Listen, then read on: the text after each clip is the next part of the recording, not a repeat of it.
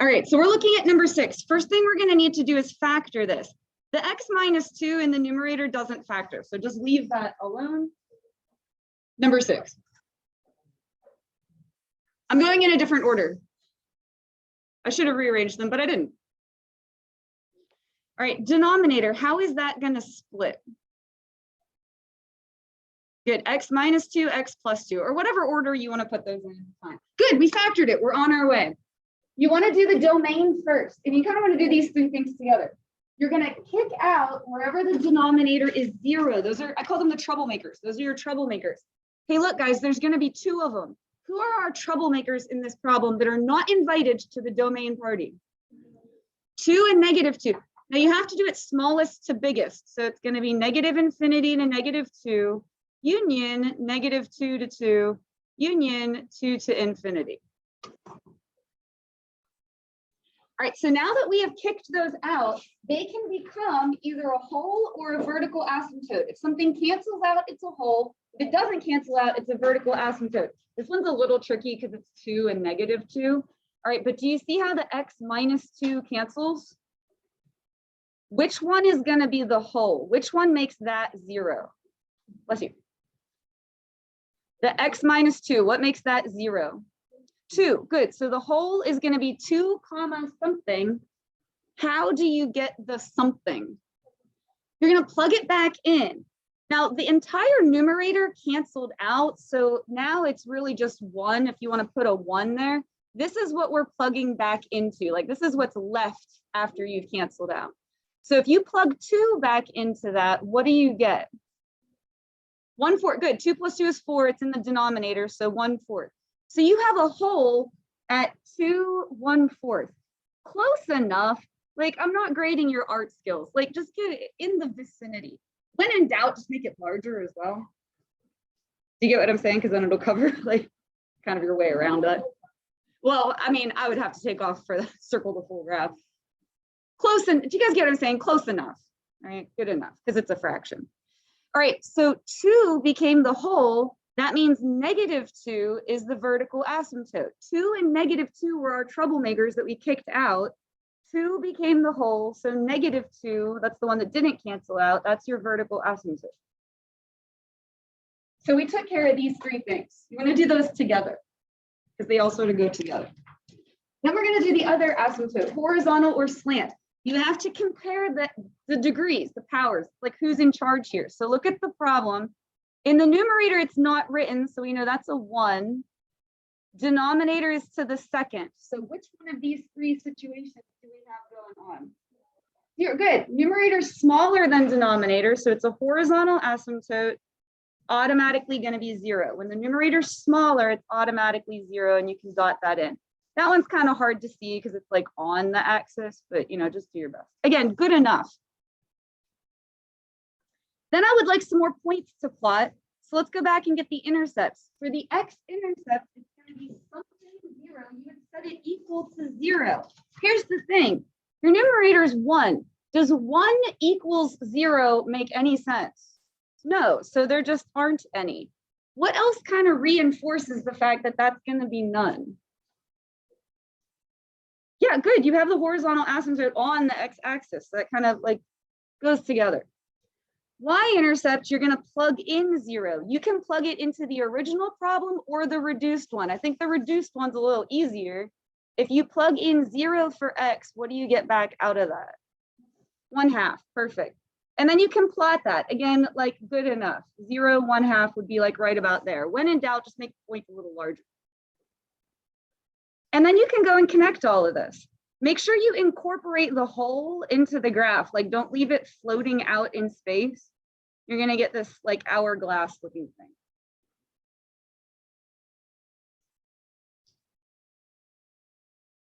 And once you have that, then you can go back and pick up all the other kind of things that we didn't do so far. Range, you're going to sweep downwards to upwards. Who is getting left out of the range? 0, good. And then there's one more. Good. Why 1/4? Because that's correct. It's missing, right? So we're going to leave out 0 and 1/4.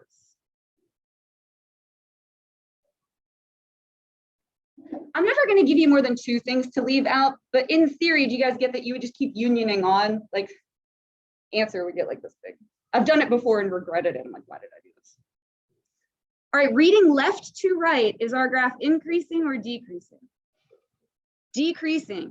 That means increasing is none. And do you remember what we copy over? I think I have it on the board still. The domain. Copy over the domain. It decreases for the whole domain. It's the domain because we read left to right. And the domain is your X values. You read left to right. And then go ahead and set up the end behavior. It's limit as X goes to negative infinity of the function, limit as X goes to positive infinity of the function. Just throwing stuff all over the place.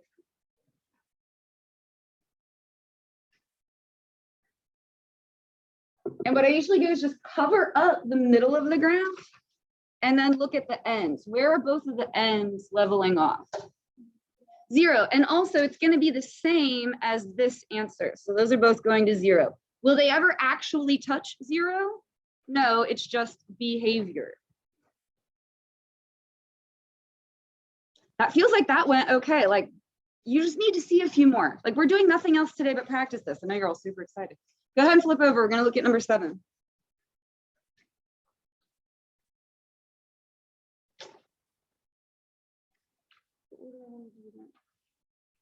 Yeah, I think it is. Okay. This will not factor.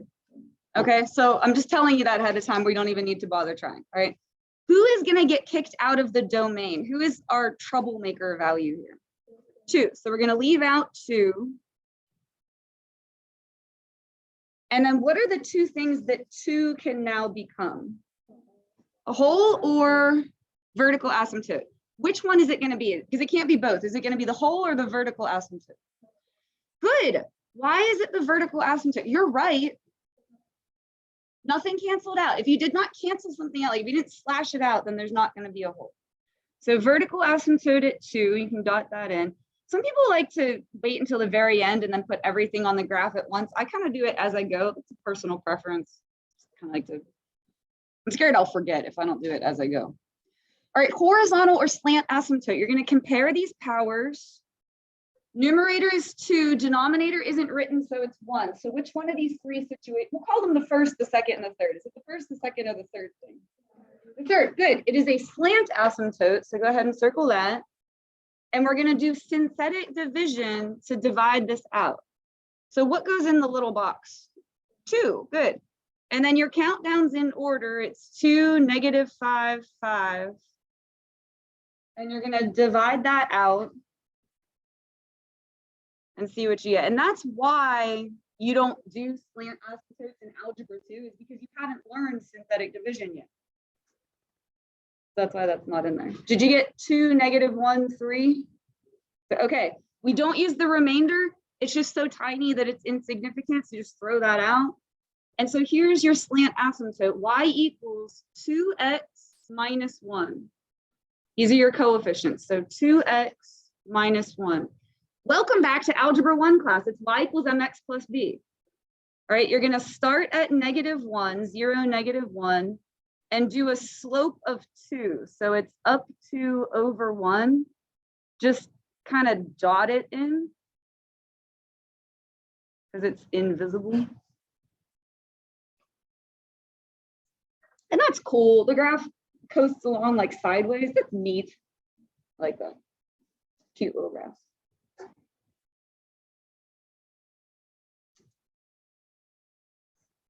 All right, so we don't have any points plotted though, so it'd be nice if we could get some points. Bad news though, X-intercepts, this didn't factor, and so we don't end up with any of those either, so none. So you're like, wow, this is a really interesting graph. We have like no points on it. The only stuff we have are invisible lines. But we will get a Y-intercept. All you have to do is plug in 0. 0 is the best number to work with because it sort of makes everything go away. If you plug in 0 for all of these X's, and sometimes I'll just cover them up, what's left? If they're gone, what have you got? Yep, 5 over -2. I'm going to write it as just -5/2. As a decimal, what would that be though? 2 and a half. Good. So -2.5. So 0, -2.5. So like right about there.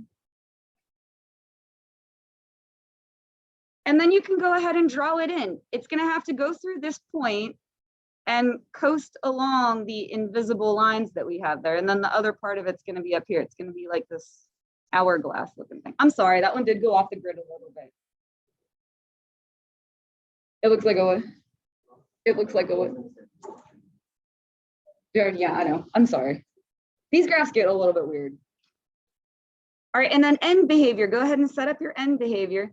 And notice anything that would have been like a really weird question, I just didn't ask. Like the increasing and decreasing, I didn't even put it on here. Anything that would be real strange like that, I just left it off. I'm just not going to ask you. But like the range, that would be really weird for this one.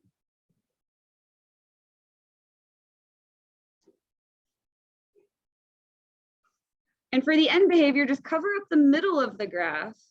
And then these are your ends. So where does the left end go? Negative infinity, right end, positive infinity, which is usually the way it turns out. All right, which one did I want to do next? Go ahead and flip over. We're going to do number 10 next.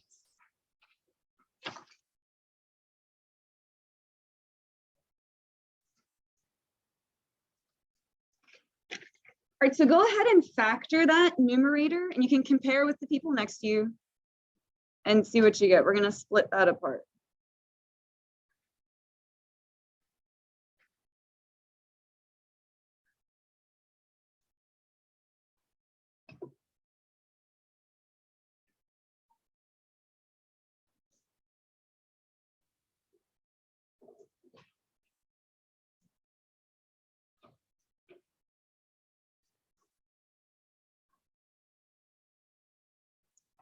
All right, so what did you put?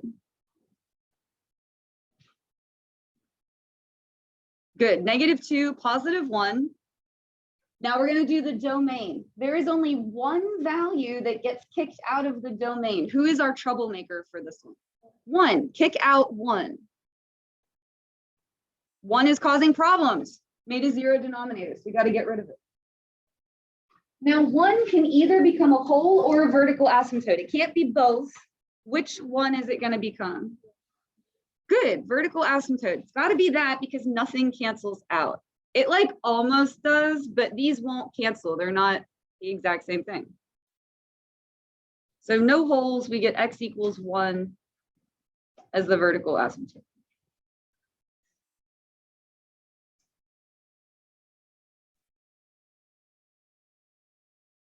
All right, so then let's get the other asymptote in there. Compare the degrees. Which one of these situations have we got? It's going to be a slant asymptote. Good. So circle slant. What goes in the little box? 1. Good. And your countdown is in order. If you look at that original problem, your coefficients are 1, -1, -2. So go ahead and divide it out. That's going to give you your slant asymptote.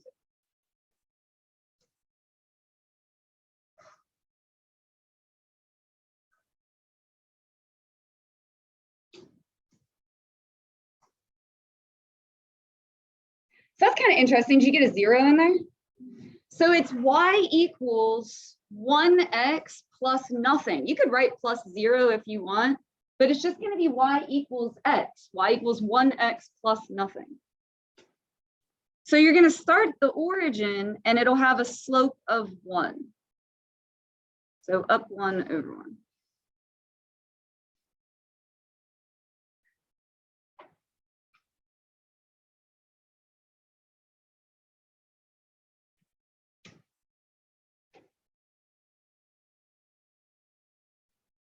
All right, so it would be cool if we could get some points to plot. Let's go back and do the intercepts. You are actually going to have 2 X-intercepts for this one because there's 2 factors in the numerator that you can set equal to 0. You want to set this whole thing equal to 0. What will make these 0? 2, good, and -1. So you get 2, 0, and -1, 0. And you can go ahead and plot those. So 2, 0, -1, 0. This one's going to be on the outsides of the asymptote instead of on the insides. All right, Y-intercepts. You're going to plug in 0. You can plug it into the original one or the factored version because nothing canceled. I think the original one might be easier. Just if all of those x's are 0, and here you can even just cover them up, what are you left with? If all those x's are nothing. 2, good. It would be -2 over -1. Negatives cancel. So 2 over 1 is 2. So you can plot that 0, 2, and then just draw in the graph. It has to go through those points and coast along the asymptotes. This one's cool. It kind of looks like a star or something. I don't know. What do you guys think it looks like? A what? Oh, and it still looks like an arc. Yeah, I guess sort of like a wider one. So the range is kind of interesting for I think it's interesting. I realize I'm a math nerd, but if you sweep downwards to upwards, what's your range? Everything, right? Like you don't lose anything. Like you get all real numbers. So -infinity to positive infinity. That's kind of cool. Nothing got left out. Increasing, decreasing, you have to read left to right. So as we read left to right, what is our graph doing? Increasing, so decreasing is none. And what do I copy over? Domain. Good. Copy over the domain. And then set up your end behavior. Limit as x goes to -infinity of the function, limit as x goes to positive infinity of the function.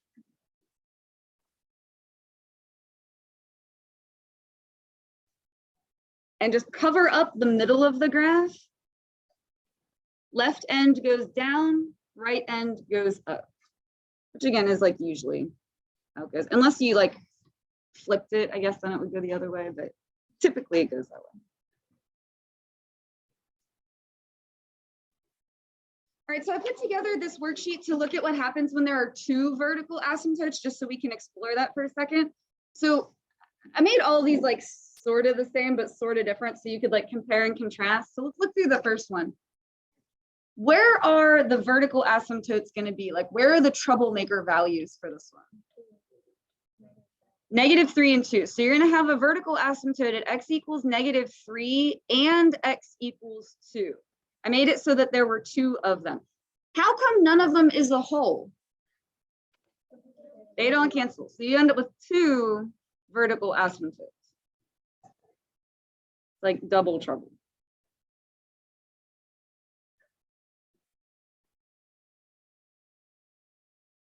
And then the horizontal asymptote, you compare the powers. Little tricky here, so let me talk you through it. The numerator would be x to the nothing. That power is 0. There isn't an x at all, so it is 0. Denominator, if you were to multiply these back together, x times x would give you, good, x squared. So the numerator power is 0, denominator's 2. So which one of these situations have we got? The first one. So it's automatically going to be y equals 0. Only dot it at the edges. I keep on saying that, but the moment has come where some weird stuff is going to happen in between. So only dot it at the edges. Okay. Look through these. Do you notice I made them all the same like that? That's going to be like, I changed where the intercepts are, but those are going to be the asymptotes for all of them. So I'm going to pause the recording. What I want you to do is just copy that over. I think I only put 5 of them on here. It's not that many. Copy that over for all 5, and then I'll start the recording again and we'll go through. All right, so we have all the vertical asymptotes and horizontal asymptotes in the same place. We're just going to change where the intercepts are. For this one, you would set it equal to 0. Hey guys, does 2 equals 0 make any sense? No, there are none. It just means that it won't touch the x-axis. Now, for the sake of time, I'm going to show you where this gets drawn in, because without any points to plot, it's kind of like, oh, where is it? So this arm of the graph is going to be up here. Just don't run into the asymptotes. This one's down here. It looks like a parabola. And then this one is up here, which is cool. It looks kind of like a bridge or something to me. I don't know. That's what I see when I look at that. Or, oh, like a sad face. Well, here, like, there, now it's happy. All right, for this one, and again, I'm just changing where the x-intercept is. If you set this equal to 0, you get x equals 0. So your x-intercept is 0, 0. the happy origin. So you can put that point right there. And again, I'm going to show you where it gets drawn in just for the sake of time here. So this arm is going to be down here. The part in the middle looks kind of like a cubic function. And then this arm is up here. So that's cute too. I like these graphs. I know they're difficult, but they look like, I don't know, it's like a little swirly thing. It looks cute. But notice this one didn't have an X-intercept. This one, the X-intercept is in between the two asymptotes, okay? Where's this one gonna be? If we set this equal to 0, where is that X-intercept gonna be? 1, good, 1, 0, which is also in between the two asymptotes.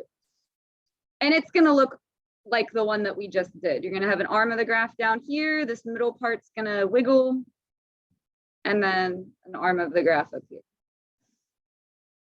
So if the X-intercept is in between the two asymptotes, you're going to get something that looks like a cubic graph. Do you get what I'm saying? It's going to be like a little wiggly. Okay. All right, over here, where is this X-intercept going to be? If you set this equal to, good, -5, 0, and now I've moved the X-intercept outside of those two asymptotes. So here's what this is going to look like. We're going to have an arm of the graph up here. We're going to have an arm of the graph down here. Again, it's going to look like a parabola. And then watch what happens on this side. This is interesting, and this is where I'm headed towards with this. You have to go through that point because there's an intercept there.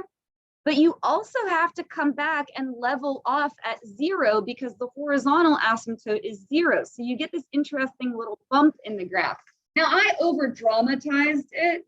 Do you ever see those commercials that they're like dramatization, not real people? Like that. The bump is like super, super, super tiny, like really, really teensy tiny. So I like kind of emphasized it so you could see it, but you end up with that extra turn in the graph. Where is this one going to touch the x-axis? 6. So 6, 0, 2, 3, 4, 5, 6. So again, it's outside of the two asymptotes.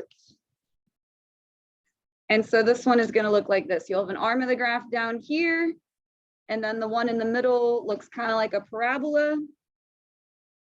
And then this one, it has to go through that point, but then it also has to come back and level off at 0 because that's where the horizontal asymptote is. So interesting. You don't have to care, but it is cool. No, but it is interesting. All right. Well, I could put one on here, but just not ask you certain stuff, if that makes sense. Like I could ask you this stuff, but I couldn't ask you it. So yes, I could put it on the test, but I wouldn't be able to ask you like the other stuff. Like I could ask you this stuff, but not like increasing, decreasing, and all that. I would just leave that off. So here's tying it all together. If a rational graph has two vertical asymptotes and the x-intercept is outside of them, if it's inside, you get the wiggly thing, looks like a little cubic graph. But if it's outside of them, then the graph has another turn. You get that extra little bump in the graph. In other words, it's gonna have to turn around and level up. So we're gonna go back to the little packet. We'll do a couple more from there and then I'll give you another little break. But I wanted to go over what it looks like when you have two asymptotes before I threw one of those at you. So we're gonna go back and do 8 and 9. I'm sorry, you're having to turn pages, but you can turn pages. I believe in you. You'll be okay. I promise, I really promise.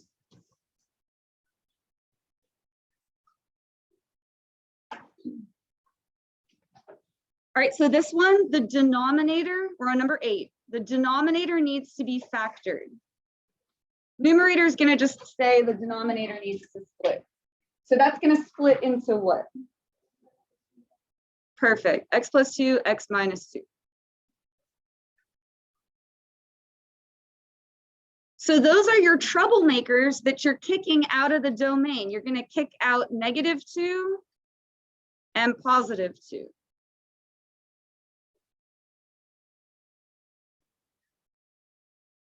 This, like anything else, is a drill and practice. But now that we've done a bunch more, is it starting to feel better than last class? I mean, like, you just have to see stuff more than once, you know? So bear with me. All right, nothing cancels out, so there are none holes. And what that means is both of those are vertical asymptotes. So you get x equals -2 and x equals +2. If you were to write this, I wouldn't mark it wrong, but that's technically not completely accurate, like, because they're two separate vertical lines. Do you get what I'm saying? But like, if you did that, I would not mark it wrong, but technically you should write them separate. Because yeah, it's not like we're solving an equation. It's like you're saying they are two separate vertical lines. But again, I'm not gonna like have an argument with you. I don't really care.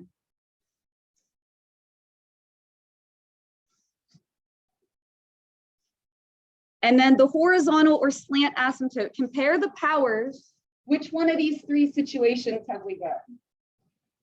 The first one, numerator power is smaller, so it is horizontal. It's automatically going to be 0. Only dot it at the edges, because you know weird stuff is going to happen in between.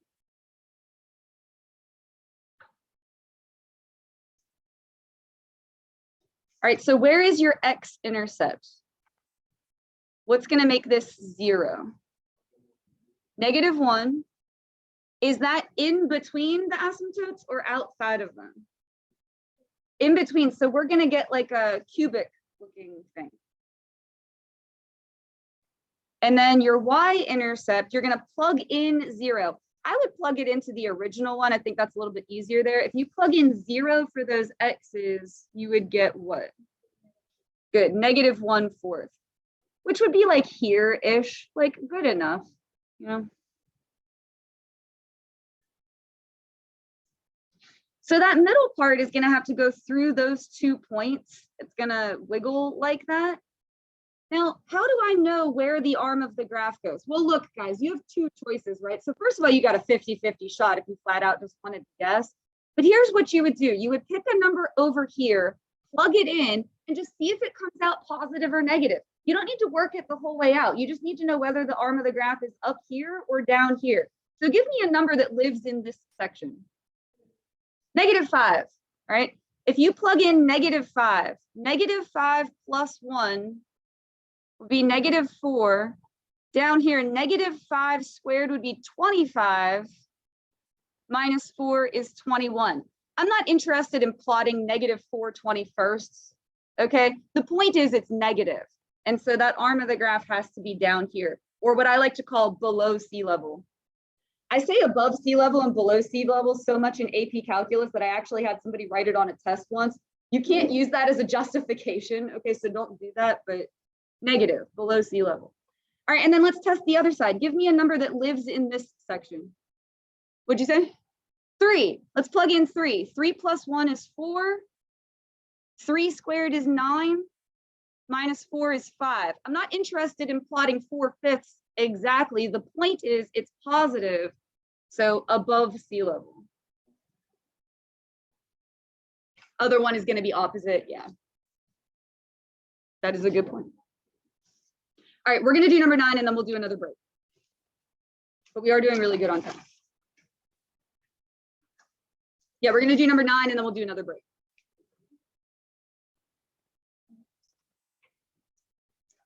All right, so number 9 needs factored. We're going to split the denominator. It'll be x times x, and then 8 will split 2 times 4.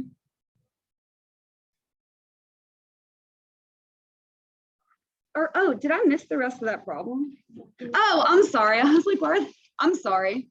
I just got excited to like get the graph done. I apologize. Let me go back and fix that. I'm so sorry. I'm sorry. Yell at me louder next time. I heard you guys muttering and I was like, what did I do wrong? I was like, I'm pretty sure I graphed it right. Whoops. Range. As you sweep downwards to upwards, do you lose anything? No, you get everything. So -infinity, +infinity. Increasing and decreasing. As you read left to right, what is your graph doing? Decreasing. And then in the middle here, it's decreasing. And then this part is also decreasing. So increasing is none, decreasing, you're going to copy over the domain. because you read left to right, so it's domain. I'm so sorry, I didn't mean to leave off these problems. All right, and then where are both of the ends leveling off? Like if you cover up the middle, they're both leveling off where? At 0, and it will be the same as the horizontal asymptotes. Those will both be 0.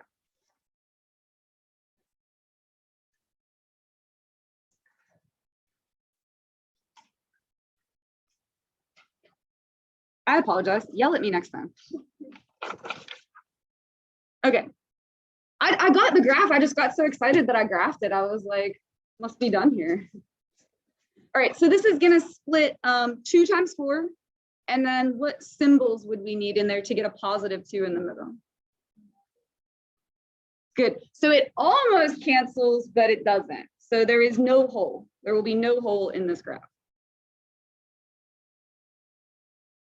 And so who are your 2 troublemakers that you're going to leave out of the domain? So it's 2 and -4, but remember you have to go smallest to biggest. So we're going to skip over the -4 first and then the 2. Again, because you're reading left to right. So like when your number line, when you read your number line, it's smaller numbers than bigger. Compare the powers. Which one of these situations have you got? The first one, it's horizontal, it will automatically be 0. And both of your troublemakers are going to be vertical asymptotes. So you got -4 and +2.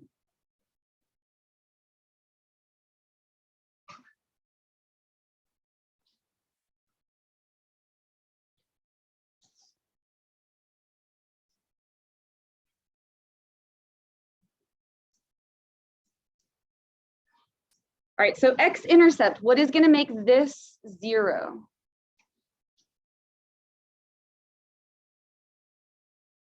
Four, good. 4, 0. Is that inside the asymptotes or outside of it? Outside. So you're going to end up with that like extra little bump in the graph. All right, Y-intercepts. We're going to plug in 0. I usually just cover up the x's. If all these x's are gone, you get -4 over -8. And that will be positive 1/2.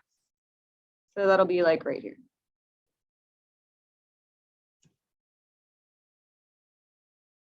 So when you go to draw it in, this middle part is going to have to be above sea level. That 1/2 is above the x-axis, and you can't touch the x-axis anywhere else. So it's going to have to be up there. We're just going to pick numbers to try and see where the other ones turn out. So give me a number that lives in this section. -7. You could pick -1,000,000. It honestly doesn't matter. -7. All right, let's plug that in. -7 minus 4, that would be -11. And then down here, -7 squared, that would be 49. And then we'd have -14 minus 8. I don't care what that exactly comes out to. All right, but if you do 49 minus 14 minus 8, that would still be positive, right? So you have -11 over a positive number, which would be negative. So it's going to be below sea level. Again, you're not figuring it out exactly. You're just testing, will it be above the x-axis or will it be below? That's all that is. And then this part's going to be the same on this side, but when you go through that point, you have to come back and level off at 0. So it's got that extra little bump in the graph.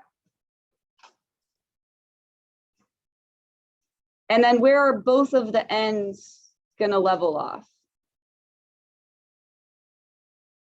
Good, they will both be 0. If you cover up the middle of the graph, you can see they both go to 0. Also, it's going to be the same as this answer right here. So it'll be the same as the horizontal asymptote. All right, so I'm going to go over this and you can check yours and see how you did. Did you leave out -4 and +4? Were those your troublemakers? Okay, this one cancels. So the whole is going to be 4 comma something. You're going to take 4 and plug it back in. So I usually just write it off to the side here like a note to self. 4 times 2 would be 8 plus 1 is 9. And then down here, 4 plus 4 is 8. That won't reduce, so just leave it as 9/8. Now, when you go to put the hole on the graph, I don't care as long as it's close. 9/8 would be 1 and an 8. So are you following me? That like around 1, like slightly above 1. So 1, 2, 3, 4. So like here-ish. Did you put it like there? Like good enough. Okay. And then what is your vertical asymptote going to be? Because that'll be the other troublemaker. Good, -4. So x equals -4. Are we good so far? We're all on board. All right. Which one of these 3 situations have you got? The second one, they're equal. Your powers are equal, so you're going to use the leading coefficients, which would be 2 over 1, which would just be 2. So y equals 2. And dot that in. Oh, I have a hole in the paper there. There's an extra hole in this graph. All right, so y equals 2. So let's go back and get the intercepts. X-intercept is going to be something 0. You're going to set this equal to 0. So what would make this 0? Not 1/2, but -1/2. Good. -1/2, 0. So that's going to be like right about there. And then your y-intercept, you're going to plug in 0. So I would just cover up the x's, and you can use the original one too. It doesn't make a difference, but you're going to get 1/4 out of that. So 0, 1/4, which again, like points are really close to each other, right about there. And then just connect it all together. Don't leave the hole floating out in space. Did we talk about that last time? Like, don't leave the hole, like, I'll tease you a little bit, okay? Like, not a lot, but just like a little. Just incorporate the hole into the graph. All right, range, as you sweep downwards to upwards, who's getting left out? 9/8, good, because that's the hole. And then what else? 2, why 2? Because that's also correct. The asymptote, good. So we're gonna skip over 9/8, and we're gonna skip over 2. Is our graph increasing or decreasing? All right, increasing, decreasing is none. And for increasing, you're just going to copy over the domain. Oops, I wrote that kind of big.